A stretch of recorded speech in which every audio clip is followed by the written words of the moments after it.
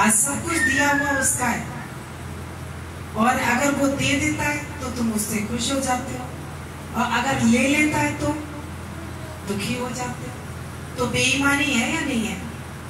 आप बेईमानी करते हो, भगवान देता रहता है तब तो भगवान की पूजा अर्चना करते रहते हो, और थोड़ा ले लेगा तो कहोगे भगवान तूने क्यों ले लिया। तो ध्यान रखिए, जो आया है सो जाएगा। इस सृष्टि में अगर कुछ आया है तो एक दिन आपसे ले लिया जाएगा। आपका शरीर भी आपका नहीं है, आपका बच्चा आपका कहां से हो जाएगा। आप लालन पालन करो, सेवा करो, लेकिन परमात्मा का समझ के करो। जब बच्चा जन्म लेता है तो माँ ज्ञानवान होती है, बोले ये ज्ञान, ये सत्संग हमारे जीवन को सुंदर बनाता है। जब बच्चा आता है तो कहता है वो वाओ वाओ वाओ करता है, रोता है। हम कहते हैं बच्चा रो रहा है। बच्चा रो नहीं रहा, बच्चा भगवान से बिछड़ा हुआ है, क्योंकि गर्भ में था तो भगवान से मुलाकात हो रही थी उसकी, और जब वो बाहर आ गया तो उसका भगवान का साथ छूट गया, तो वो रोता है, ओ करता है। और जगत वाले सोचते हैं कि ये रो रहा है, इसे शहद चटा दो, इसे चुप कर दो, है? लेकिन जो बच्चा है उसको तुम भगवान की एक गिफ्ट समझ के उसकी पालना करो, उसके मुख पे ओम ओम लिखो। आज भगवान की भक्ति के लिए उसे मौका मिला है, तुम्हारे घर में कोई भगवान का भक्त भी आ सकता है। बोले संतों के पैर जब ही पड़ते हैं, संतों का आशीर्वाद जब ही मिलता है जब कोई महान आत्मा इस संसार में आती है। नहीं तो साधारण हम देखते हैं लोग जैसे आते हैं, किसी को अभी ये जा रही थी, थोड़ी सी बात हुई थी, दीदी ऐसे ऐसे, मैंने शांति रखो सब हो जाएगा। कहते हैं सुबह खबर मिल गई, बच्चा हो भी गया। मैंने वाह भगवान, थोड़ी सी बात की और कार्य भी कैसे प्रकृति को परमात्मा संत तक कोई बात पहुंच जाए तो परमात्मा भी तथास्तु करके जल्दी करता है, क्योंकि संत तुम्हारे जीवन को आसान बनाते हैं। अकेला मनुष्य संसार में गलतियां करता है, भटकता रहता है और आपस में लड़ता भिड़ता रहता है, लेकिन संत जब संसार आपके जीवन में आ जाते हैं तो हर कार्य शांति से करना सिखा देते हैं। लड़ो नहीं, झगड़ो नहीं, चिंता नहीं करो, फिक्र मत करो, मैं बैठा हूँ, परमात्मा बैठा हुआ है, तुमसे ज्यादा चिंता उसको है? तो ये शोर शराबा जब भी होता है तो शोर शराबा हमारे कम होता है जब हमें ज्ञान नहीं होता, और ज्ञान होता है तो हम लड़ते नहीं है, चिंता फिक्र नहीं करते, धीरज धर वो रहमत की बरखा बरसाई देगा। तो आज परमात्मा रहमत तरह तरह से करता है। आज जो भी एक है तो उसका है, और आपके पास 100 है तो अभी उसी के है। किसी का भी अपना अधिकार मत जमा लेना। सास कहती है बहू मेरी, बहू कहती है पति मेरा, पति कहता है पैसा मेरा। तो जो जैसे मेरा मेरा करता है वो भी सब, पत्नी कहती है पति मेरा, जबकि उसका कुछ भी नहीं है, लेकिन मेरा कह के दुखी हो जाती है। जब तक कहने में चलता है तब तक बड़ा अच्छा लगता है, जरा सा कहना माने नहीं तो रोटी भी बना के नहीं देगी उसे, कहेगी खा लो अपने हाथों से। तो सब स्वार्थ के है ना, प्रेम कहाँ करते हैं। सास अच्छी जब तक लगती है, जब तक वो सुख देती है, जब तक वो उससे मिलता रहता है। तो पत्नी प्यार कब तक करती है? जब तक पति से सुख मिलता है। पति जब तक प्यार करता है जब तक पत्नी से सुख मिलता है। तो सब सुख के अधीन ही तो है। अगर किसी से सुख ना मिले फिर भी हम प्यार करें, फिर भी हम उसे माफी देते हैं। इसीलिए जीवन में सत्संग की जरूरत पड़ती है। स्वार्थ के कारण प्रेम करना कोई बड़ी बात नहीं है। आज स्वार्थ से प्रेम करोगे तो तुम्हें कभी ना कभी दुखी होना पड़ेगा, क्योंकि कभी ना कभी कोई किसी को हमेशा सुख नहीं दे सकता। हमेशा हर व्यक्ति आपकी आज्ञा में नहीं चल सकता। हमेशा सुख के दिन नहीं रहेंगे। कभी ना कभी कोई किसी के विरोध में खड़ा हो ही जाता है। तो हम भगवान को याद करते हैं, हे भगवान मेरे दिन जीवन में दुख कैसे आ गए। तो प्रभु की याद कब आई? जब दुनिया ने दुख दिया। प्रभु तेरी याद आई न होती अगर मैंने चोट खाई ना होती। तो संसार से चोट मिलती है तो किसे याद करते हो? परमात्मा को करते हो। बच्चा जब तक गली में घूमता है, जब तक पड़ोसन के या आंटी के यहाँ कुछ मिलता रहता है, और शाम होते किसकी याद आती है? चलो मम्मी के पास, माँ की याद आती है। बोले तुम भी संसार में कितने भी सुख भोग लो, कितने भी काम कर लो, लेकिन जब बुढ़ापे की शाम आएगी ना, तो किसे याद करोगे? चलो अपने परमात्मा से, वही सच्चा साथी है, कोई नहीं किसी का है। तो बुढ़ापे में भगवान को याद करो। इससे तो अभी से याद कर लो। अभी क्या, तो अभी खा पी ले, अभी मौज मस्ती कर ले, अभी घूम फिर ले, सत्संग तो बाद में कर लेंगे। सत्संग तो बुढ़ापे की चीज है। भक्ति भगवान का भजन बुढ़ापे में कर लेंगे। और अभी गाना गाओगे कि भजन कर मस्त जवानी में, बुढ़ापा किसने देखा है? तो मस्त जवानी में भजन करने का मजा है। बुढ़ापे में भजन होगा भी नहीं आपसे। होता है? पैर साथ नहीं देंगे, आंखों की प्रकाश चला जाएगा, हाथ हिलने लगेंगे, पैर डगमगाने लगेंगे, इंद्रियां साथ नहीं देंगी, कहां से तुम भगवान का भजन करोगे? इसीलिए कहते हैं कि ये सत्संग जवानी में करो, है ना? मस्त जवानी में करो। बोले जब तुम्हारे शरीर में ताकत है, अच्छे सारे कार्य कर सकते हो, तो सत्संग भी जरूर करो। बिना सत्संग के आपका विवेक जागृत नहीं होगा। बोले बिना सत्संग के आपका बुद्धि कार्य नहीं करती है। अभी बुद्धि से आप चतुर चालाकी करते हो, इसीलिए किसी के बुरे बन जाते हो, किसी के अच्छे बन जाते हो। लेकिन विवेक से कार्य करोगे तो किसी के बुरे नहीं बनोगे, सबके अच्छे बन जाओगे। बोले जब तुम ज्ञान से जीवन जीते हो, तो ज्ञान तुम्हारे जीवन को हल्का कर देता है।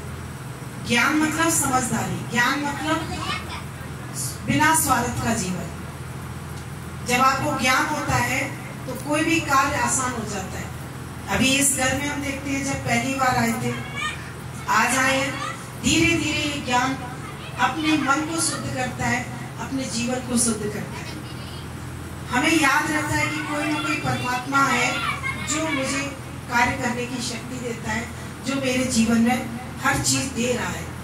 हम कहते हैं ये घर मेरा, ये सब चीज मेरी है, लेकिन परमात्मा याद होगा तो मेरा नहीं बोल पाओगे, कहोगे ये सब परमात्मा का है, मेरा कुछ भी नहीं है। मेरा कह के मन दुखी रहता है। अभी घर में बंटवारा हो जाता है, सब बड़े खुश हो जाते हैं, लेकिन कितने दिन की खुशी मिलती है बंटवारे के बाद, फिर वो दुख के दुख खड़े हो जाते हैं। हर घर में शादी होके लड़का जब फ्री हो जाता है, 2-4 बच्चे शादी करके सबकी शादियां हो जाए तो कहते हैं बंटवारा करो। जिसकी शादी होगी वो कहता है बंटवारा करो। लेकिन बंटवारा होने के बाद क्या तुम सुखी रह सकते हो? जो बंद मुट्ठी में काम बनता है वो बंटवारों में काम नहीं बनता। आज बंद मुट्ठी में ताकत ज्यादा होती है, और हर उंगली अलग अलग बंटवारा कर ली तो कोई काम हो पाएगा? आज एक उंगली कहे कि मैं सारा काम कुछ नहीं कर सकता, लेकिन बंद हाथ सब कुछ कर लेगा। तो घरों में एकता बहुत जरूरी है, प्रेम बहुत जरूरी है। आज हर घर में लड़ाई दंगे फंसे पड़े हुए हैं। पैसा बढ़ता है तो अभिमान बढ़ता है, अभिमान बढ़ता है तो प्रेम घट जाता है। पैसा जब भी आता है वो प्रेम को खत्म कर देता है। इसीलिए जो महान संत मुनि होते हैं, जो बुद्धिमान लोग होते हैं, वो भगवान से पैसे की डिमांड नहीं करते। वो कहते हैं भगवान पैसा मत देना, हमेशा सद्बुद्धि देना, हमेशा संतों की कृपा देना। क्योंकि जहाँ सत्संग होगा, जहाँ संत होंगे, वहाँ कोई दुख आएगा भी ना तो दुख ठहरेगा नहीं, चला जाएगा, रुकेगा नहीं। लेकिन जहाँ संतों की कृपा नहीं है, सत्संग नहीं है, वहाँ दुख जाल बिछा देता है और सबको दुखी करके सबको जीने मरने में आतुर हो जाते हैं। जब पैसा कम होता है वही परिवार बड़े प्रेम से रहता है, और जैसे जैसे पैसा बढ़ता जाता है उसी घर में सब आपस में सुखों में डूब जाते हैं। अभी आप देखो, घरों में पहले ना टीवी थी ना मोबाइल था, तो सब कितने मिलजुल के एक साथ रहते थे। आज जैसे जैसे सुख के साधन बढ़ते गए हैं, वैसे वैसे लोग आपस में बात करना, एक दूसरे से मिलना जुलना कम कर दिया। शाम को पति आता है, वो भी मोबाइल लेके बैठ जाता है, पत्नी अपना मोबाइल लेके बैठ जाती है। प्रेम करने का टाइम नहीं है, एक दूसरे का हालचाल लेने का टाइम नहीं है। तो कैसे प्रेम खत्म हो ही गई है ना, प्रेम बढ़ेगा कैसे? इसीलिए सत्संग की जरूरत होती है। सत्संग हमें कदम कदम पे सावधानी देता है। बोले जब आपस में चार प्राणी बैठे हैं घर के, तो मोबाइलों को साइड करके रखते, मोबाइल बिल्कुल मत चलाओ। अभी ये मोबाइल बड़ा सुख का साधन भी है और ये मोबाइल बड़े दुख का साधन भी है। अगर आपकी सद्बुद्धि है तो ये तुम्हारा कल्याण कर देगा, और अगर आपकी दुर्बुद्धि है तो ये आपका विनाश कर देगा। ये बुद्धि का विकास कैसे हुआ? ये बुद्धि हमारी अच्छी काम कब करती है? जब हमारे जीवन में संतों का प्रभाव होता है। जहाँ सत्संग होता है वहां पर नित्य जाओ, तो हमें फुर्सत नहीं कहकर ये मौका मत गवाओ। सत्संग जीवन में ऐसे जरूरी है जैसे शरीर के लिए श्वास जरूरी है। सत्संग ऐसे जरूरी है जैसे खोए में मिठास जरूरी है। रसगुल्ला अगर बनाते हो, चाशनी में नहीं डालो तो कितना रसगुल्ला खा जाओगे, मुंह से निकलेगा ना। लेकिन रसगुल्ला चाशनी में चला गया सेकने के बाद, तो चार भी चले जाते, पता ही नहीं चलता कब गए मुंह में। तो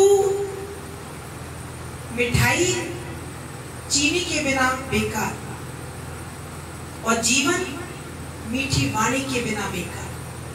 आप किसी से मीठी वाणी नहीं बोल पाते हो,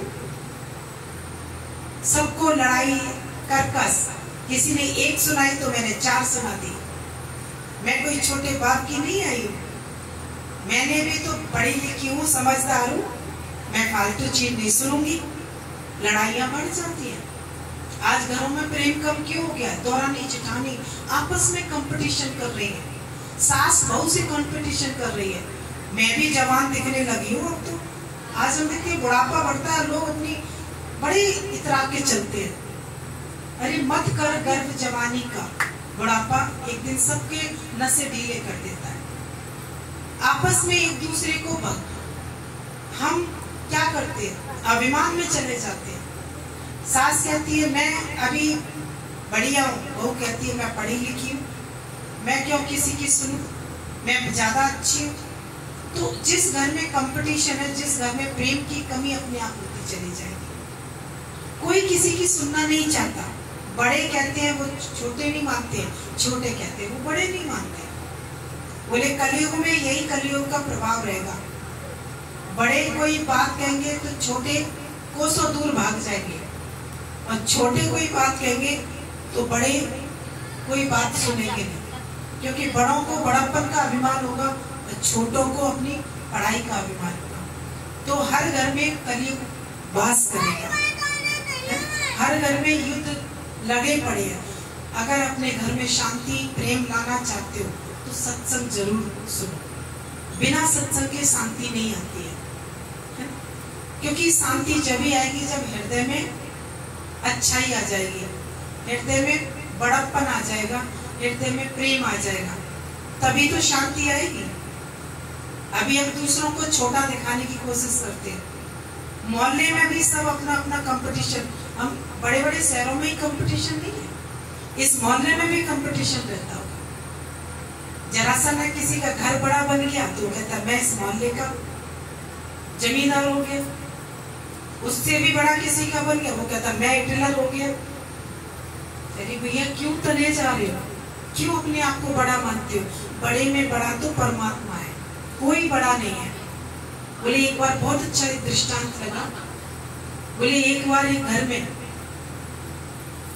एक राजा था, तो उस राजा ने एक विचार आया उसके मन में कि मेरे पास इतनी धन संपत्ति है, इतना सारा मकान है, इतने सारे राज्य हैं, अब मैं कोई अच्छा कार्य करता हूँ। बोले उसने सोचा कि मैं प्रत्येक दिन एक संत को भोजन कराऊंगा। तो उसने एक संत को बुलाया और संत जी को बहुत अच्छे से भोजन कराया। भोजन कराने के बाद हाथ जोड़ के विनती की कि संत जी आप रोज मेरे यहाँ पर भोजन करने आना। अब उसने संत को इनवाइट किया। संत दूसरे दिन भोजन करने आया। अब संत ने दूसरे दिन भी कराया। जैसे कुछ दिन बीतते चले गए, 8-15 दिन। एक दिन संत फिर भोजन करने आया तो राजा ने भूल गया कि संत को मैंने ही बुलाया है और वो अपनी सारी जमींदारी का बखान करने लगा। देखो संत जी, वो राज्य मेरा है, वो राज्य मेरा है।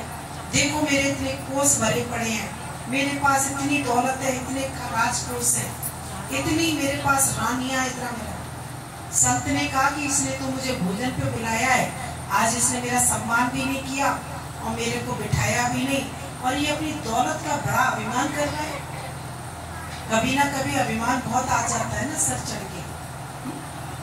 तो वो भूल गया संत का स्वागत करना, संत का सम्मान करना, और वो अपनी दौलत का बखान करते करते संत समझ गया कि इसे अभिमान बहुत आ गया है।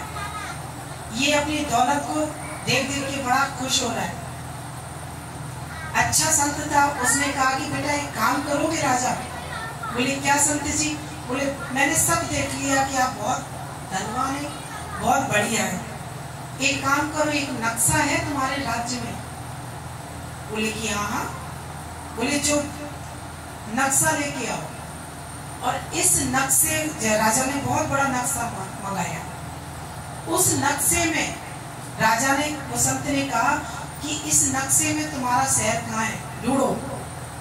पहले तो अपना देश ढूंढो, फिर देश के बाद अपना शहर ढूंढो, शहर ढूंढने के बाद अपना राज्य ढूंढो, राज्य ढूंढने के बाद अपना क्या ढूंढो, अपना